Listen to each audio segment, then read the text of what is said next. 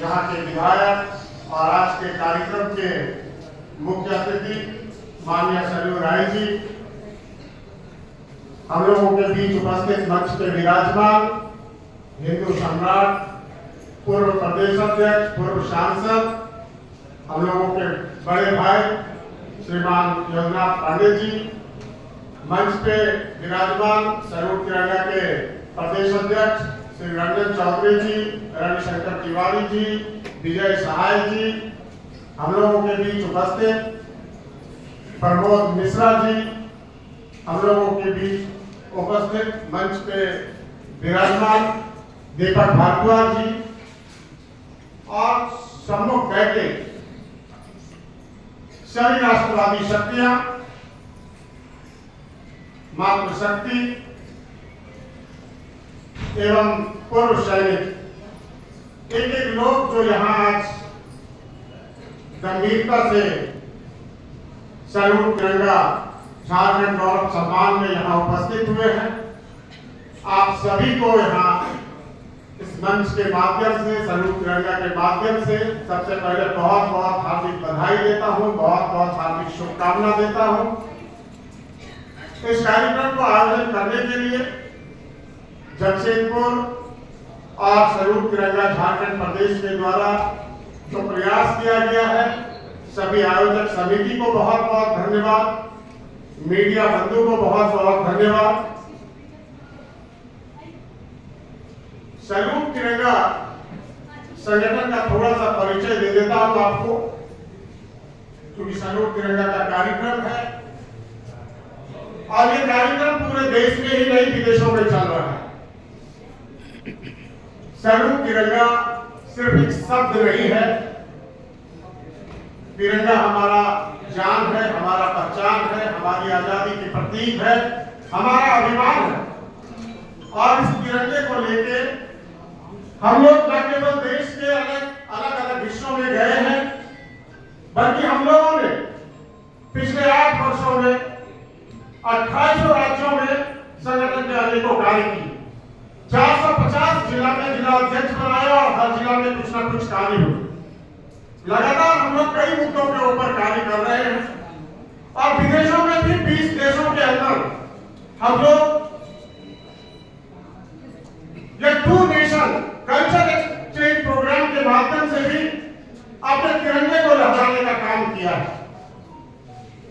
स्वरूप तिरंगा एक जुनून है, एक जज्बा है, एक आवाज है, एक नए भारत का संदेश है, एक विश्व गुरु बनने के लिए अग्रसर होने की एक परिकल्पना है, जिसके ऊपर 140 करोड़ भारतवासी का पूरा अधिकार है।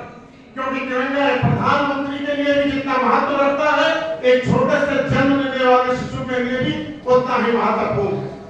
भारत के एक एक लोगों के दिल में बसता है तिरंगा। हम तिरंगे को लेके अलग अलग तरह के कार्यक्रम को लेकर स्वरूप तिरंगा चल रही है।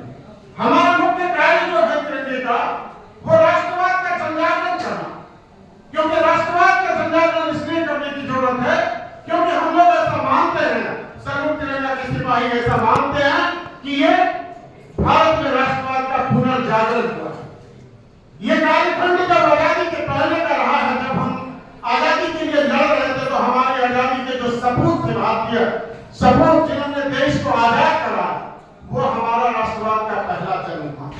जिस तरह हम लोगों ने कितने वर्षों की लड़ाई के बाद भारत को आजाद करने के लिए जो एक कल्पना किया था हमारे लोगों ने, जिन लोगों ने अपनी जानों की आहुति दी, धाराएं अनेक थी। हमारे अभी मुख्य अतिथि के माध्यम से हमारे बड़े भाई योगनाथ पांडे जी को, माननीय सरयू राय जी के जो आशीर्वचनों को सुना, उनमें सभी बातें सम्मिलित हैं। लेकिन इसके बावजूद भी हम लोग ऐसा मानते हैं कि 2011 के बाद से जिस तरह प्रकट हुआ है राष्ट्रवाद, ये राष्ट्रवाद का पुनर्जन्म है। आजादी के बाद धीरे धीरे लोग राष्ट्रवाद को भूलने लगे। हम बिल्कुल निश्चित होकर चल रहे थे कि देश आजाद हो, लेकिन आजादी का मायना केवल आजाद भारत उतना ही सीमित नहीं था कि हम तिरंगा लहरा दिए 15 अगस्त और 26 जनवरी को हम लाल किले पे आ गए और हम लोग आजादी बना ली। देश में अनेकों समस्याएं, अभी भी कई सारे धारा या अपने विचारधारा की बात की माननीय सरयू राय जी ने बहुत संक्षिप्त में ही बहुत सारी बातों को आगाह करने का कार्य। हम लोगों को बहुत ही गंभीरता से इस बातों को ध्यान देना होगा।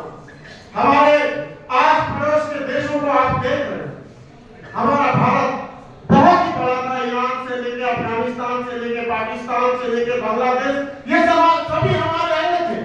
धीरे धीरे धीरे ये कटते चले गए, अलग होते चले गए। जब हम तिरंगा लहराने के लिए आज हम कश्मीर में जाते हैं तो हमारे को क्या समस्या होती है? जिस तरह की बात हमारे लिए योगनाथ पांडे जी बहुत बता रहे थे 1992 की बात कि तिरंगा लहराने को लेकर वहां कितनी समस्या थी कि 26 जनवरी को जाकर वहां तिरंगा लहराना एक कठिन काम था।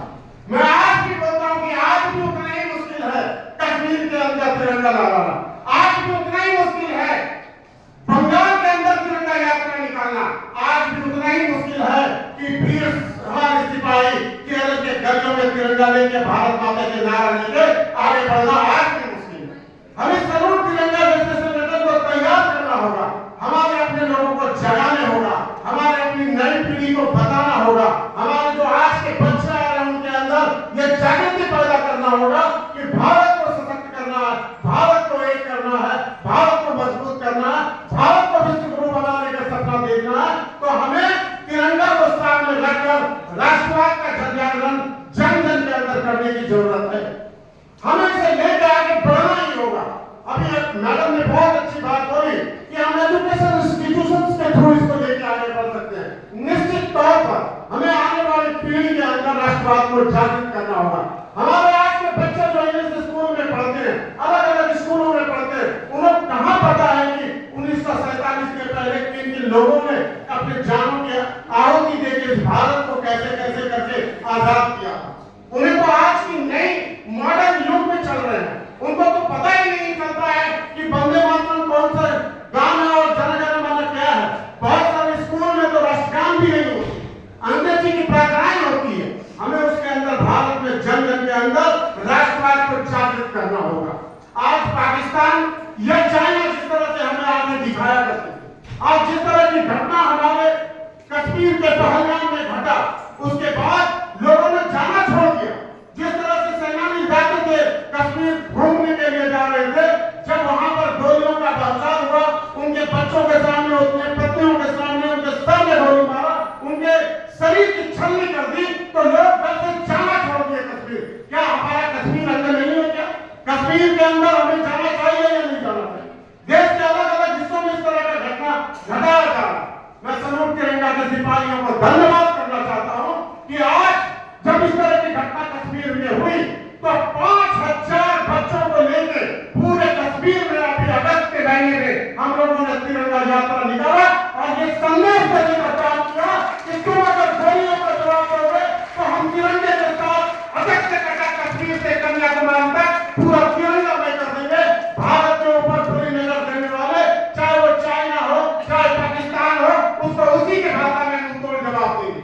मैं धन्यवाद करना चाहता हूं माननीय प्रधानमंत्री जी का, जिन्होंने इस तरह के घटनाओं का मुंहतोड़ जवाब देने का काम किया। और आप बात कर रहे हैं कि तृतीय विश्व युद्ध का, विश्व युद्ध अब सैन्य शक्ति पे नहीं होना है, ये जनजागरण आपको करना होगा। तीसरा विश्व युद्ध प्रारंभ हो चुका है और ये लड़ाई आपकी लड़ाई के रूप